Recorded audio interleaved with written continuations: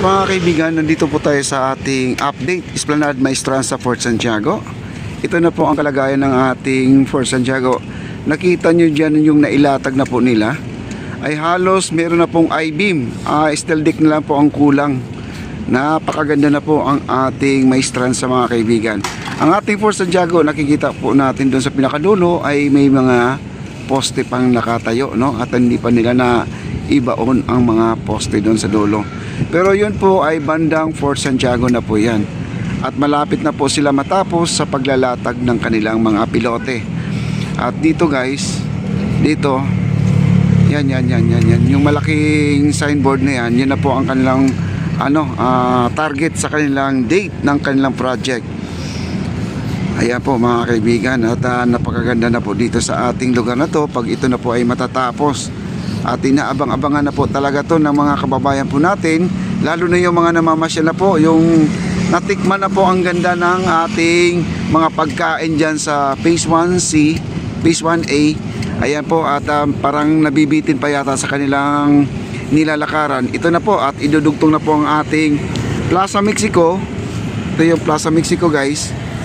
At yung hinuhukay po nila dyan ngayon ay yun po ang Bumanite mga kaibigan. At napapansin ko dito guys, ang ating Bumanite, mayroon po tayong tinatawag na marker dyan. Yun, yung marker na yan, no? At abangan na lang po natin kung ano po ang kahinatnan dyan mga kaibigan. Wala po tayong idea, no? At kahit sila naman po, sila dito ay hindi pa nila alam kung ano po ang gagawin dyan sa marker niyan. Dahil tinamaan po siya ng bike lane at saka jogger lane mga kaibigan. Ayan dito banda, no? Wow, ayan po yung mga gumagawa, si Papa J, nandoon pa si Papa J, sila pa rin ang bumibirada dyan sa gutter mga kaibigan. Ayan po mga gutter, at pinakinis na po nila yan. Wow, napakaganda na po ang ating Ilog Pasig. Napakarami na pong isda ngayon nakukuha guys, no? Napapansin na po natin at lumulutang na lang po sa ibabaw ng tubig at sinasakwat na lang po nila. Yung iba naman ay pinapalo na lang ng konti, no? Ang lalaki ng mga isda, yung mga isdang cream dory mga kaibigan at saka imelda.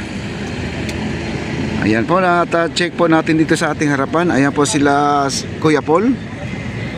Ayan si Kuya Paul, at sila po ay kasalukuyan ay tuloy po ang kanilang paglalatag ng mga paver bricks, concrete, no mga kaibigan, concrete tiles. Ayan po, depende pala dito guys, mayroong 8, may siyaman po ang butas ang ating paver concrete tiles. Ayun. At ang malaking gabundok dito guys, parang tinapyas na po nila guys. So ayan, no? Tinatapyas na po ni Kuya. Ayan. Ayan, kumakaway pa sa atin, no? At sila po yun. Welcome to Mexico daw, ang sabi niya. Ayan po si Kuya Paul. At mamaya po, bababa po tayo dyan. At pwede pala tayong umapak dyan. Kasi kahapon, nandyan na rin ako. Doon pa lang sila sa pinakadulo. Ngayon nandito na po sa sa may bandang gitna na po sila. Hindi po ako umapak dahil ay nahiya din akong umapak. Sabi naman po nila ay tumungtong ka na dito. Doon ako tumungtong sa taas guys, yung gabundok dyan po ako tumungtong para naman ay top view makikita po natin dito sa baba. Ayan po ang ating ang ating Maestranza, halos kompleto na po yung ating I-beam, no? I-beam lahat na, meron na vertical tsaka horizontal na po yan. Ayan, no? At close up po natin. Wow, ano lang po, steel deck na lang po ang inaantay natin, ang ating precast. Ayan na ang ating precast mga kaibigan, nakita nyo kulay orange dyan. Nandyan lang po sila nag-assemble, no? Dyan sila nag-assemble. Ayan po ang ating Maestranza po guys, ito. Ayan, maluwag po yan na parking lot mga kaibigan. Pero ang area lang po nila, nakita nyo itong barracks nila dyan, yun po ang lawak ng ating Esplanade. Itong may mga yero dyan, hanggang doon sa dulo. Ayan, no? Nakikita yung dulong-dulo na ano ng I-beam natin, hanggang doon po yan. Kaya napakalapad po niya mga kaibigan. Okay, ang ating Fort Santiago tuloy pa rin ang kanilang paglalagay ng mga poste. Ayan, no. Ayun po, gumagalaw po yung ating crane guys. Nagsiswing yung kanyang kable, no? Yung kable na nagsiswing. Kumbaga yan ay nagtatrabaho. Ayan po. Ayan po sila Kuya Paul at sila pa yung gumagamit ng panukat. Ayan po. At meron kasi silang target talaga dyan kung hanggang saan lang po nila latagan po ng paved concrete tiles. Ayan. Wow. Buti na lang nandito tayo sa itaas guys. Kita naman po natin ang kanilang ginagawa, no? At dito na po ay kahapon, napakagulo to kahapon guys. Pero kita nyo naman sa ngayon, napakaganda na, no? At maayos na po ang itsura nito kahapon. Mayroon pang mga bato-bato to na malalaking semento na matigas. Ayan.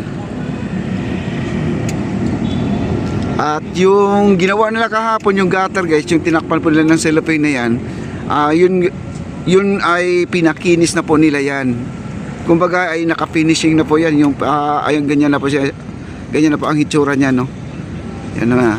Yung kabila, inumpisa na po nila Papa J. Ayan sila Papa J po yung gumagawa niyan. At tauhan po ni Foreman Canoy po yan mga kaibigan. Under by Trilex po sila. Ayan. At ang ating ay may nagtatanong pala yung puno nito. Di ko alam kung anong klaseng puno to. Hindi to mangga ha. Hindi po yan mangga. At may nagtatanong pala sa akin at nahagip lang po sa ating camera ngayon. Ayan po ang ating ang ating daanan ha. Tingnan nyo po. Dito po sipatin po natin na ang ating Bumanite mga kaibigan dito. Makikita po natin dito. Ayan o.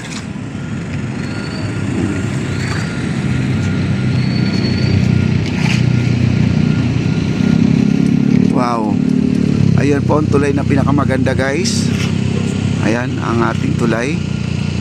Ayan, nandito lang po sila sa baba, no? At talagang 4-in-1 na po ang pasyalan natin dito sa ating part ng Fort Santiago mga kaibigan. 4-in-1 na, no? At meron na tayong tulay na maganda. Meron pang esplanade, may Fort Santiago, may Divisoria.